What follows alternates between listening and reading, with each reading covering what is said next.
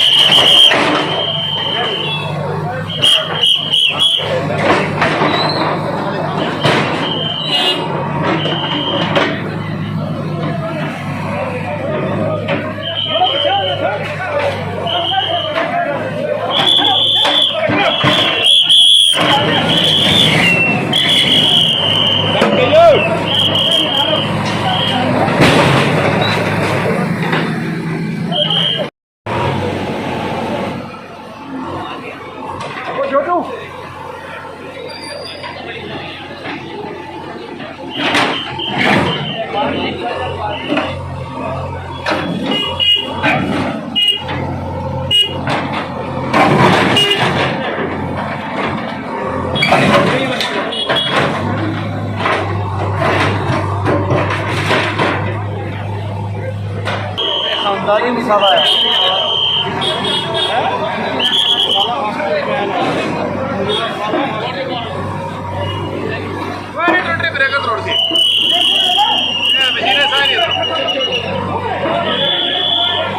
Tractor भी लाओ साथ में, ठीक है, ट्रैक्टर लाओ साथ में। ये गाड़ी साइड करवा दो, ये गाड़ी पानी डाल।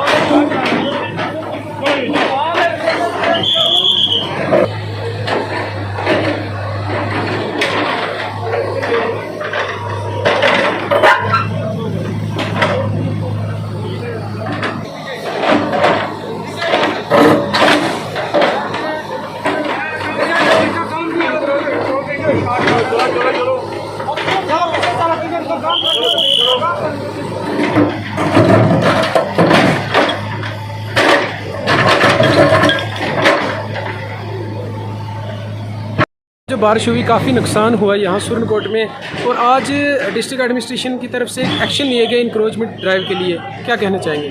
देखिए जी, डिस्ट्रिक्ट एडमिनिस्ट्रेशन ने एक्शन लिया। बड़ा शॉर्ट टाइम था, 1 घंटे में जो बारिश हुई, जिसने किसी को समझने का मौका ही नहीं दिया, लेकिन उसमें उन्होंने एक्शन किया है, आए हैं। लेकिन ख़ासकर मैं अभी बताऊँगा, जो एडिशनल डीसी बशारत साहब ने आगे एक बात बोली कि यहाँ पर विज़िट और बातों पे का यकीन न रखे, एक्शन लिया जाए।